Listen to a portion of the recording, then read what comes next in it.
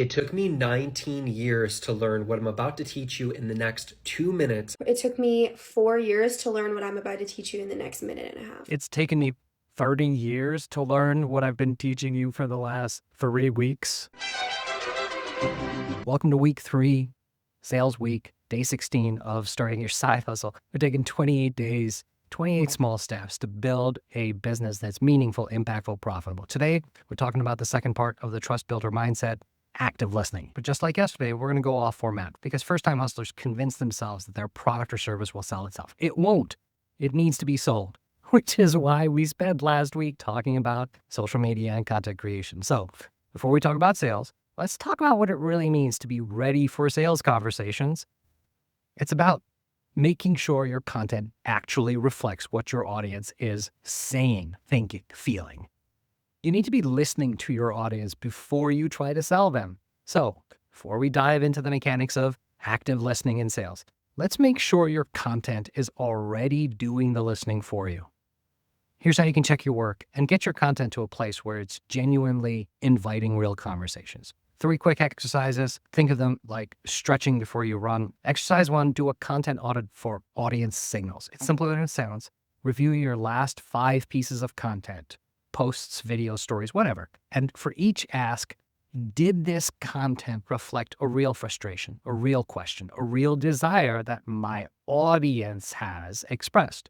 How do I know? And if you're not sure, look at the comments, the DMs, any direct feedback. If the algo isn't driving your content to strangers, share it with people you know and ask them for suggestions on how they'd improve it. You'd be surprised at how much intuitive gold you can unlock by having your drunk uncle give his opinion. But the larger point is that if you're not getting much from strangers, from the algo, that's a signal to dig deeper into what your audience is actually talking about. Exercise 2, map the conversations. Again, simpler than it sounds. Take 10 minutes to scroll through your competitors or your peers' most engaging posts. What questions are people asking in those comments? What pain points or wins are they sharing? Stand on your competitors' shoulders. Jot down 3 recurring themes or questions you see. These are the topics your audience is actually interested in. And then go make more content based on those questions. Exercise 3, build a listening post. Also simple. Create a new piece of content, a post, poll, a story, specifically designed to invite your audience to share their experiences or opinions.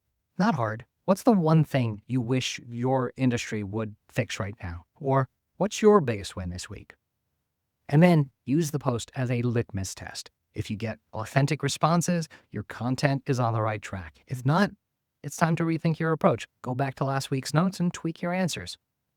Look, the goal here isn't engagement for engagement's sake. It's to make sure your content is a magnet for real conversations so that when you do move to sales, you have someone to sell. Okay, let's get back to our usual format and talk about sales and the trust builder mindset. But remember, great sales conversations are preceded by content that listens before it speaks. That's me foreshadowing the rest of today's session. Okay, at my last shop, the most powerful sales tool we bought and implemented was a simple AI agent that did one thing really well. It listened in to sales calls and just reported on who was talking during the call and how much. That AI doesn't have to be sophisticated to help you improve your sales. It doesn't need to guess at who's listening or whether they're asking good questions. It just needs to listen to who is talking and how much, because if the salesperson isn't talking, you can assume they're listening. If the prospect's talking, you can assume it's because the salesperson was asking questions.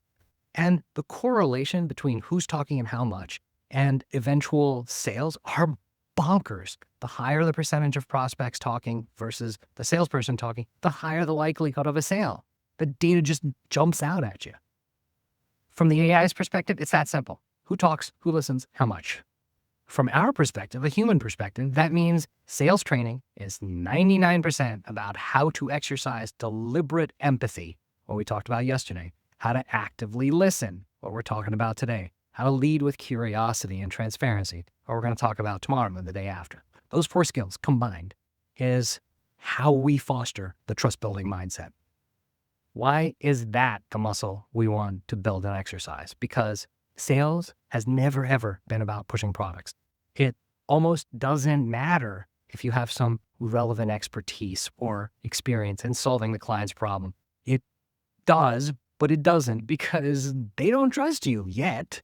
And speaking from my perspective as a buyer, they can't trust you. Paradoxically, until you've delivered on the promises they don't trust you to make or deliver. Most folks like me won't even trust social proof, because 100% of customers' testimonials come from the best case scenarios. And guess what? There's a high probability your implementation won't be a best case scenario. Look, the best founders are the best salespeople, and they are and have always been endlessly curious about their customers, in perpetual question mode, in perpetual listen mode, listening deeply and trying their best to understand before they try to be understood. Because the most effective founders, the most effective salespeople, follow a pattern that defies conventional wisdom.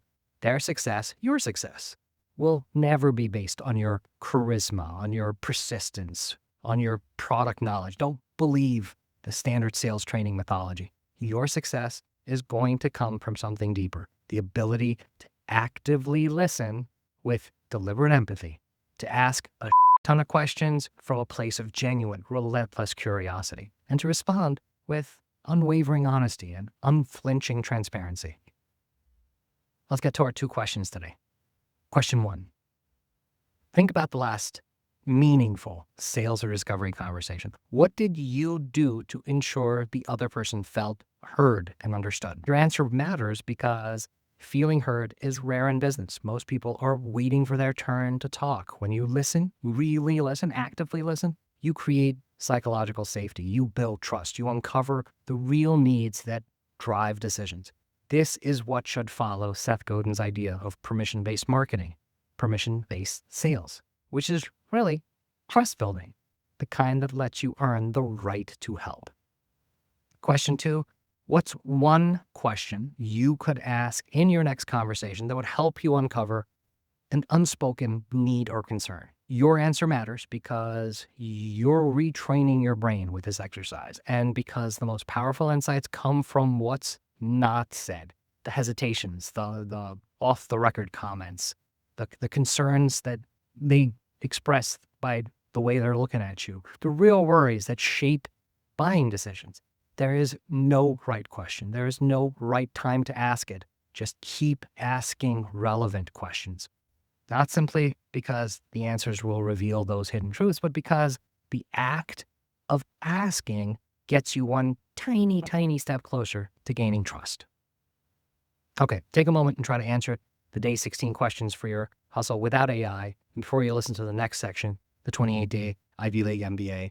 I personally think it's useful to try to answer questions without AI first, but if you'd rather do that, the AI teaching assistant prompt will drop with today's case study in a couple of hours. If you don't know what I'm talking about, check out Lunch Break Millionaire Day 0, or go over to superserious.com, where I'm posting daily transcripts. The AI prompts are there too. That's it. Hustle smarter. Day 16, part 2 of Lunch Break Millionaire, where we turn whatever you're munching on into an Ivy League MBA degree. It's Tuesday. Tacos, not because Big Taco has claimed Tuesdays, but because you're actively listening to your heart. And by heart, I mean stomach. So the MBA skill we're going to pick up today is active listening, a skill rigorously taught and practiced in top business schools for a simple reason. It works. What is active listening? It's the practice of fully concentrating on what the speaker is saying, understanding their message, responding thoughtfully, and remembering what was said. It ain't about hearing words.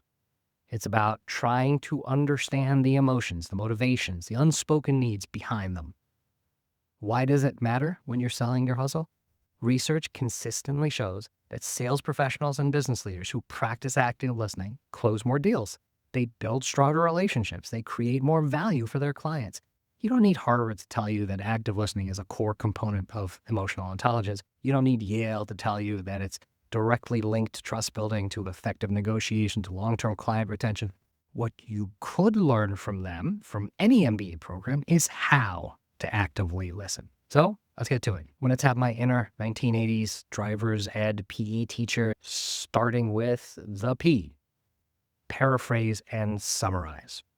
After the speaker finishes, repeat back what you heard in your own words. This shows you are listening and gives the speaker a chance to correct any misunderstanding. Let's move to the A. Ask open-ended questions. Use questions that invite deeper explanation, such as, can you tell me more about that? Or, what's the most important thing to you about this? Nonverbal cues. That's the N. Nonverbal cues. Show you're engaged through eye contact, nodding, and open body language. Even on calls, verbal affirmations like, I see, that makes sense. They signal attentiveness. The D, don't interrupt. Let the speaker finish their thoughts before responding. This builds respect and encourages honesty. And finally, the A. Acknowledge emotions. Recognize and reflect the speaker's feelings. That sounds frustrating, or you must be excited about this opportunity. Let's be honest, we were never going to go 28 days without a Kung Fu Panda reference from me. There's a science behind all this, behind active listening, neuroscience. Research shows that when people feel heard, their brains release oxytocin, hormone associated with trust and bonding. That's the sterile scientific why active listening is so powerful in sales. It literally changes how people feel about you.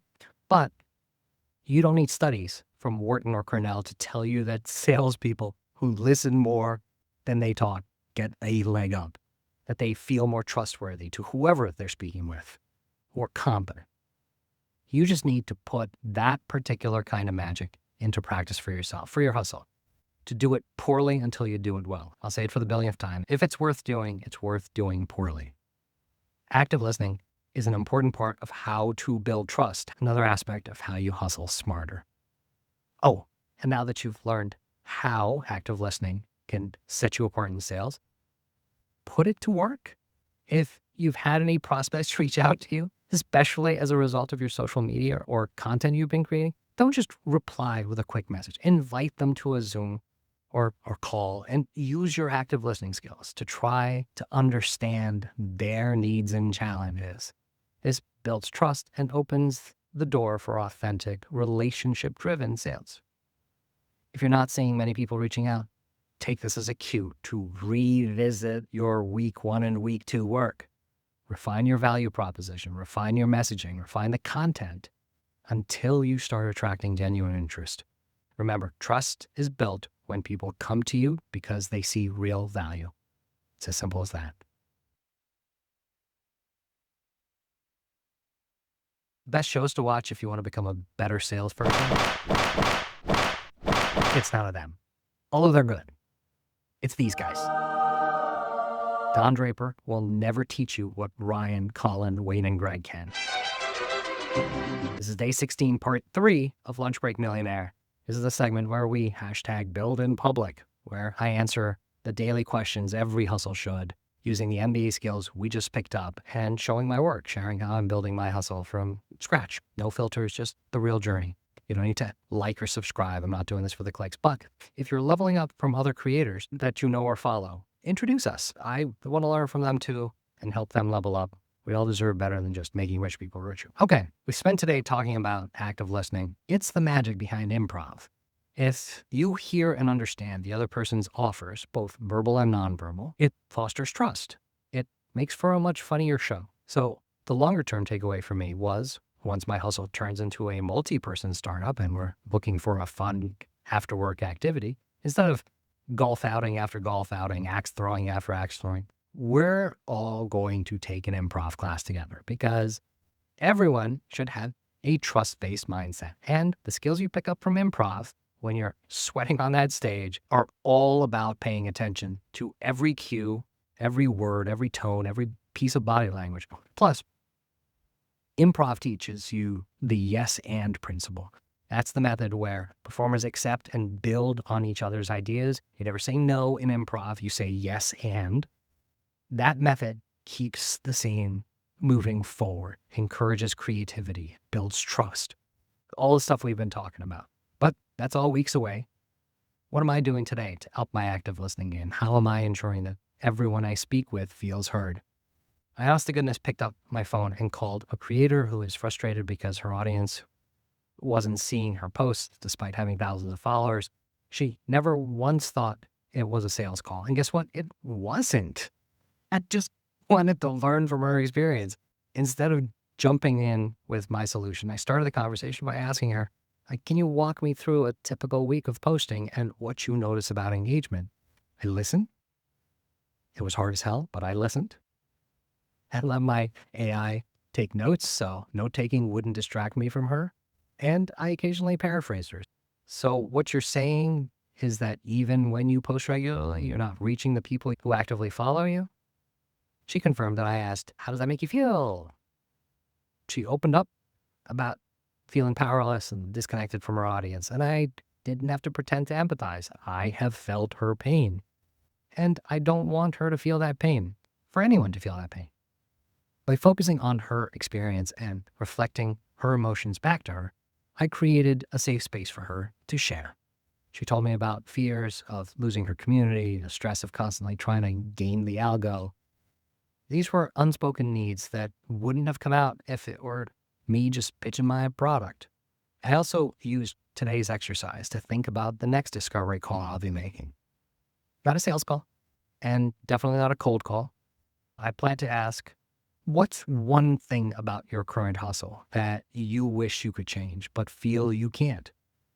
I designed this question to surface hidden frustrations, to open the doors to deeper dialogue. It's me applying today's Ivy-League MBA skill. I'm setting myself up to actively listen. How? I listen first. I let the creator lead the conversation, only interjecting to clarify or reflect. I ask rather than tell. I use open-ended questions to explore the other person's experience and feelings.